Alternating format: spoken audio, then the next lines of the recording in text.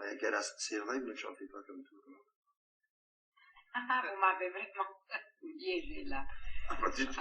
Ça n'est pas vos Je ne sais intentions. pas, je ne sais pas, parce que vous voyez, qui chante ou qui exécute n'a pas la même sensation de celui-là que reçoit.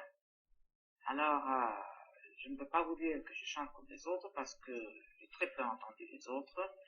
Je préfère faire moi-même ce que j'ai dans la tête et dans l'âme, ce que je pense que je voudrais, que le compositeur voudrait. Pas moi que je veux. C'est intéressant, vous écoutez peu les autres? Oui, très peu. Pourquoi? Parce que, automatiquement, je vais vous dire, j'ai une chose. Quand je veux faire un opéra, ou je pense à un opéra, et si l'autre ne le fait pas comme j'ai en tête, enfin, comme je voudrais, parce que chacun de nous, nous avons une certaine façon de voir l'opéra, non? Ou un concerto, ça veut dire. Et si je suis déçue, alors je reste, je suis mal à mon aise. Donc, je cherche d'éviter toute cette déception. Je préfère vivre un peu dans mon monde particulier. Non, mais Maria Callas, quand je disais vous ne chantez pas comme tout le monde, c'est vrai, et qu'à l'écoute, vous ne chantez pas comme tout le monde. Est-ce que vous en avez conscience? Est-ce que vous arrivez à vous écouter? Mais c'est un très beau compliment ce que vous me faites là. Bien sûr que c'est un beau compliment. Parce que chanter comme tous les autres, ou faire comme tous les autres, c'est ce que je n'aime pas. Bien sûr, vous ne chantez pas comme tous les autres, mais il y a encore une marge de plus. Est-ce que vous arrivez à vous écouter? Oui, j'aime pas. Il faut que je le fasse, mais je n'aime pas du tout, alors, parce que je suis pas du tout mon type de voix. Je déteste ça. Oh, j'ai horreur de ça. La première fois, je vais vous raconter, la première fois que je me suis écoutée, je faisais San Giovanni Battista de Stradella à Perugia, une très belle église. C'était la première fois qu'on l'a passé par radio. Et on avait le tape. C'était, je pense, 49, je crois. Si je ne me trompe pas, je venais d'être mariée. Et donc, on me fait écouter la bande. Ça, c'était entre les deux parties, disons. Enfin, j'ai pleuré comme vous ne savez pas. Je voulais plus continuer. Ils étaient désespérés. Je voulais plus continuer. Je détestais ce que je... Oh, non, mais je continuais. Je veux dire, même le seconde partie de San Giovanni Battista, je voulais pas continuer. J'ai dit, c'est pas possible, ça. J'ai horreur de moi-même. Est-ce que parce que, comme tout le monde, vous ne reconnaissez pas votre voix, ou que votre voix... Je reconnais ma voix, parmi tous les autres. Je reconnais ma voix, je reconnais ma façon de chanter. Comme vous dites, j'ai une façon de faire. C'est pas une façon de chanter, c'est le monde que j'apporte dans le chant. C'est comme quelqu'un marche. Il y a personne qui marche comme l'autre, ou qui écrit comme l'autre. Donc, chaque voix n'est pas pareille. Chaque façon de s'exprimer n'est pas pareille. Vous ne trouvez pas? Mais aussi, je suis arrivée à ça, à pouvoir distinguer. C'est-à-dire, maintenant, je sais, je ne m'aime pas comme voix. Pas question. Alors, je ne lutte plus. Je m'écoute avec une oreille, disons, détachée. Donc, je peux dire, oh, c'est très, très bien chanté. Il y a des fois même que je dis, mais comment est-ce que j'ai pu chanter si vraiment parfait? Disons, parce que le parfait n'existe pas, et je ne le veux pas, des fois. Parce que, si je peux sauter d'une chose à l'autre, je me souviens, j'ai enregistré dans le temps Macbeth, les 3 airs. Je suis arrivée à Somnambulisme, non? L'air de Somnambule. Et j'étais vraiment très en voix. J'étais reposée après un mois de repos. Et j'ai chanté, mais vraiment chanté à la perfection, selon moi. Et je suis descendue à l'écoute, et j'ai dit le directeur artistique consultant que c'était votre collègue. J'ai dit, bon, vraiment ça, tu peux rien dire. Non, vocalement, parce que toujours vocalement, je voulais être parfait. Il a dit, bon, oui, tu vas écouter, tu vas juger toi-même. J'ai dit, comment ça se fait qu'il me dit ça? J'en étais sûre que c'était la perfection.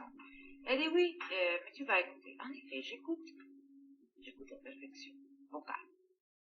Il fallait tout refaire, parce que j'avais raté tous les, comment on dit, les moods, les climats de cette femme que, dans son embolisme, elle voit le sang, elle voit, enfin, les 1000 couleurs de la folie, disons. J'avais raté ça pour faire un œuvre parfait vocal. C'était la perfection, mais c'était C'était la l'ennui. perfection, mais c'était pas, non, c'était, pardon, pas l'ennui, non. C'était pas correct parce que le musicien, le compositeur demande ces atmosphères, couleurs graves, même acides des fois, ou la voix qui tremble. C'est écrit par Verdi même, sur la musique. Et même s'il y a des fois que c'est pas écrit, on peut comprendre que c'est comme une lettre. Quand on lit une lettre, on cherche de lire à travers les lignes, non? C'est pas réciter comme ça à la perfection, c'est comprendre l'atmosphère et les mille couleurs que font d'une création, une interprétation. Parce que c'est pas le chant qui doit être parfait, c'est après avoir chanté, il faut interpréter. Chanter, on apprend au conservatoire. Voilà, comme ça. Mais de là, il faut sauter et être un grand interprète. Alors là, on commence à avoir des ennuis. Oui, mais Maria Callas, on arrive tout de suite à un sujet que je voulais aborder plus tard, mais alors allons-y, prenons-le tout de suite. Il est évident que ce qui vous caractérise, c'est que vous dépassez tellement la chanteuse. Quand on vous voit, on ne peut pas ne pas penser à ces tragédiennes qui devaient jouer au premier degré Sophocle, Euripide, Échille. On sera bien obligé tout à l'heure de parler de la Grèce aussi.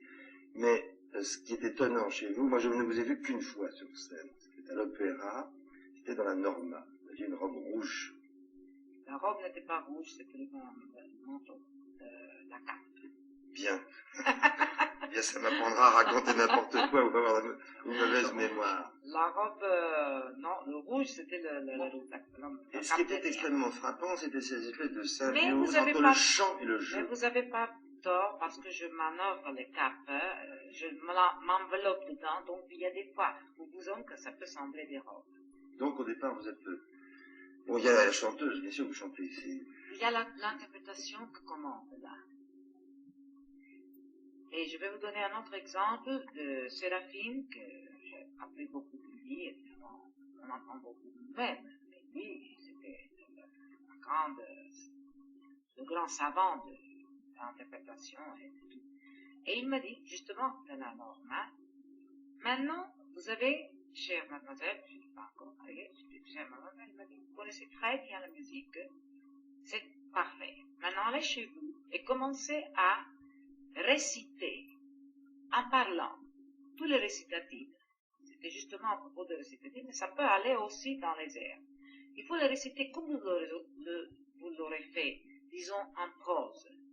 Et comme ça, vous trouverez exactement mieux le rythme de récitatif. Parce que c'est pas si facile que ça, vous savez. C'est recitar cantando. C'est beaucoup plus difficile.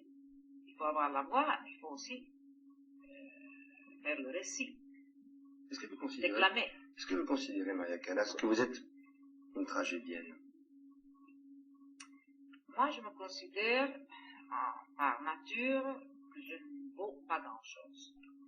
Le public m'a donné beaucoup, donc je ne peux pas dire que c'est moi que je peux me juger. De tout ce que j'ai trouvé dans le temps, c'était pas faux. Et ce que j'entends maintenant, j'ai de la difficulté à croire que j'ai fait. Vous comprenez? Parce qu'encore de nouveau, je vous dis, ce qu'on fait, c'est pas ce que vous recevez. On n'entend pas bien. Faute, disons, de l'opéra lyrique en parlant. Si on réussit à vous persuader et vous exalter, alors on a gagné notre réalité.